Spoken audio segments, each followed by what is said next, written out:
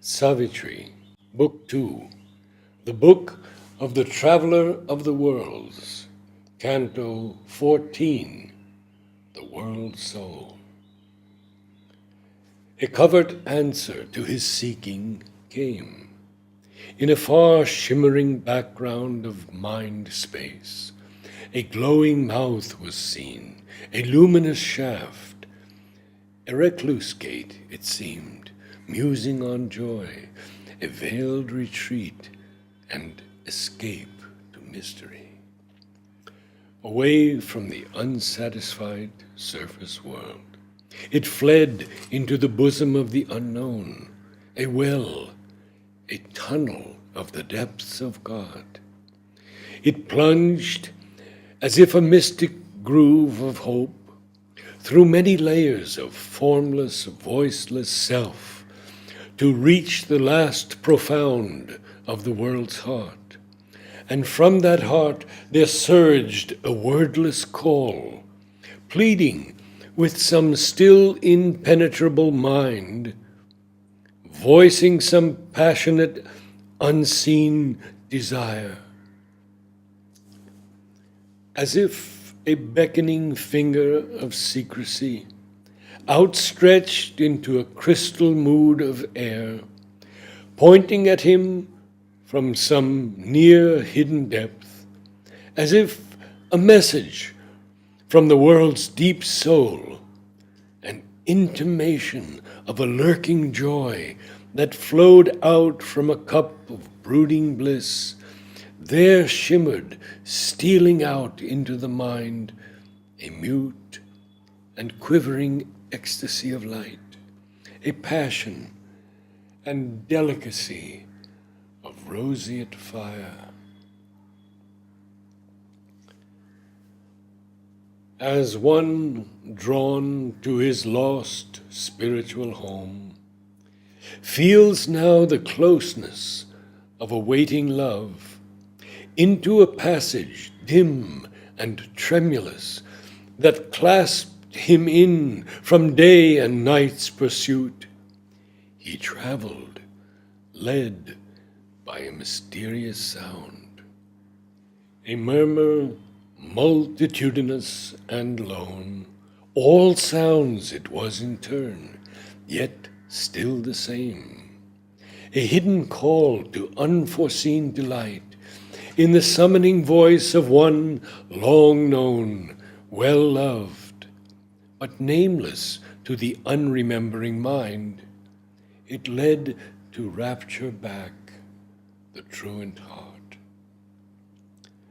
The immortal cry ravished the captive ear.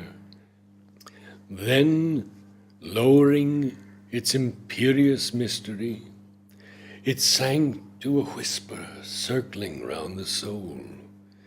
It seemed the yearning of a lonely flute that roamed along the shores of memory and filled the eyes with tears of longing joy. A cricket's rash and fiery single note, it marked with shrill melody night's moonless hush, and beat upon a nerve of mystic sleep its high, insistent, magical reveille. A jingling silver laugh of anklet bells traveled the roads of a solitary heart. Its dance solaced an eternal loneliness. An old forgotten sweetness sobbing came. Or from a far harmonious distance heard the tinkling pace of a long caravan, it seemed at times, or a vast forest's hymn, the solemn reminder of a temple gong, a bee croon honey drunk in summer isles, ardent with ecstasy in a slumberous noon, or the far anthem of a pilgrim sea.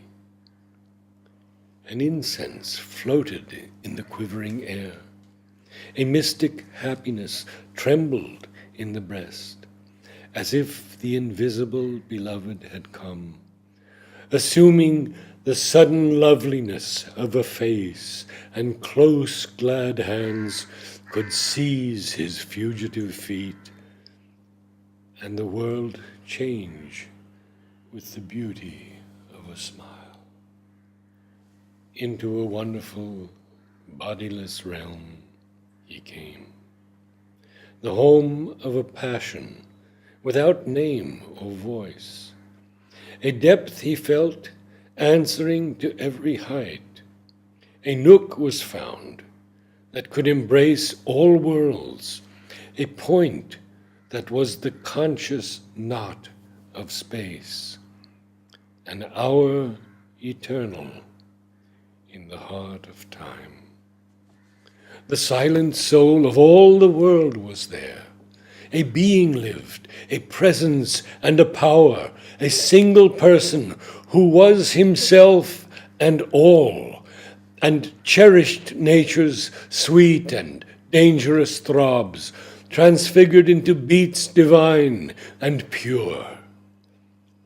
One who could love without return for love, meeting and turning to the best the worst. It healed the bitter cruelties of earth, transforming all experience to delight, intervening in the sorrowful paths of birth. It rocked the cradle of the cosmic child and stilled all weeping with its hand of joy. It led things evil towards their secret good. It turned racked falsehood into happy truth. Its power was to reveal divinity, infinite, coeval with the mind of God. It bore within itself a seed, a flame, a seed from which the eternal is newborn, a flame that cancels death in mortal things. All grew to all kindred and self and near. The intimacy of God was everywhere.